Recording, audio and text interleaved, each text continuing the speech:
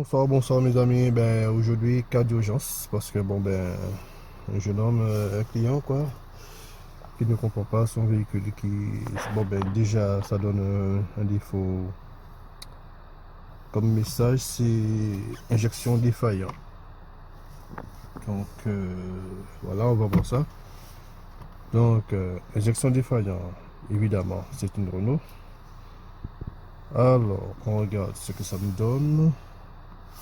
Donc lecture automatique pour ce véhicule. Je vais augmenter un peu la luminosité parce que pour mieux voir, hein. Bon, ok, tout est rapide. Alors, merde, on avait déjà fait la lecture. Ok, d'accord, ça c'est mon code moteur BO BMOF. On diagnostic, bien sûr.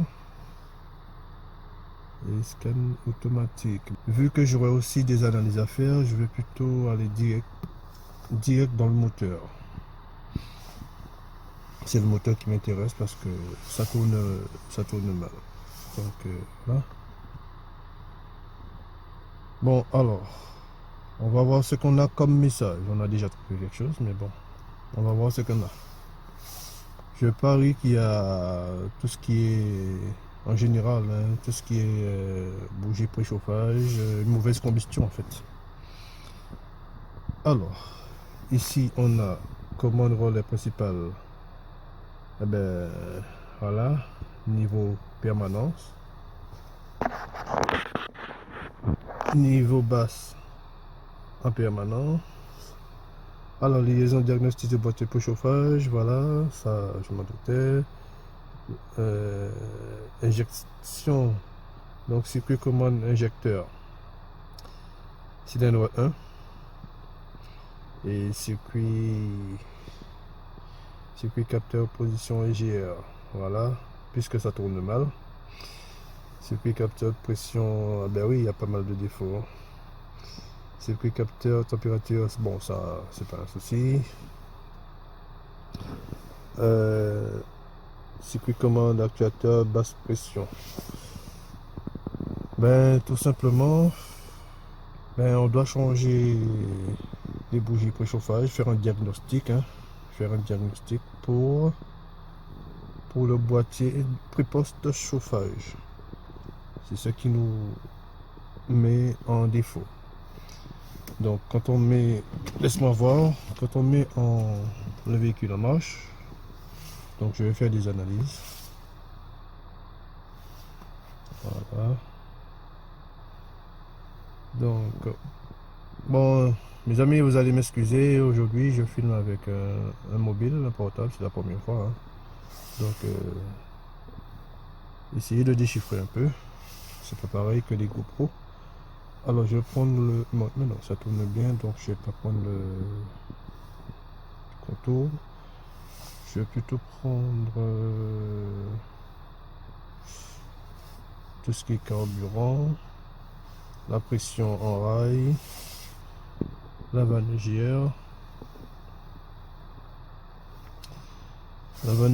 et aussi sa consigne. Voilà, voir si c'est pas bloqué.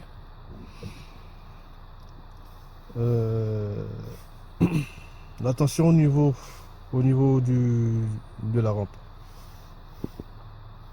C'est branché, c'est bon, c'est ok. C'est la bonne tension. Pression sur alimentation. Non, ça c'est pas un souci. Bon, alors pression rail. Voilà. Débit carburant. On avait un souci aussi au niveau du débitmètre. Admission, pression d'admission. Et aussi en bas.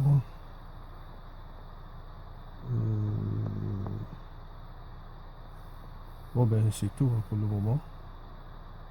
On va voir ce qu'on fait avec ça. Alors je choisis seulement ça. Je mets en marche le véhicule.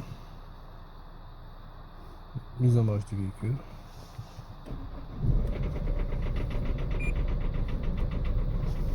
Regardez bien comment ça... le tremblement. Et voilà. Injecteur défaillant. injecteur défaillant. Alors, on a une mauvaise distribution en matière de carburant. C'est vraiment pas stable. La pression en rail est de 1008. Ouais, on a un souci au niveau de la pompe, on a un souci, ouais. Parce que normalement, on doit être à 250. La pompe tourne mal, ouais. Parce que normalement, on doit avoir 250 bars. Et là, on monte à 1800, quoi. Donc là, il y a un souci, ouais. La vanne EGR fonctionne bien, c'est pas bloqué. Par rapport à la pompe qui distribue mal, donc les injecteurs ne sont pas stables.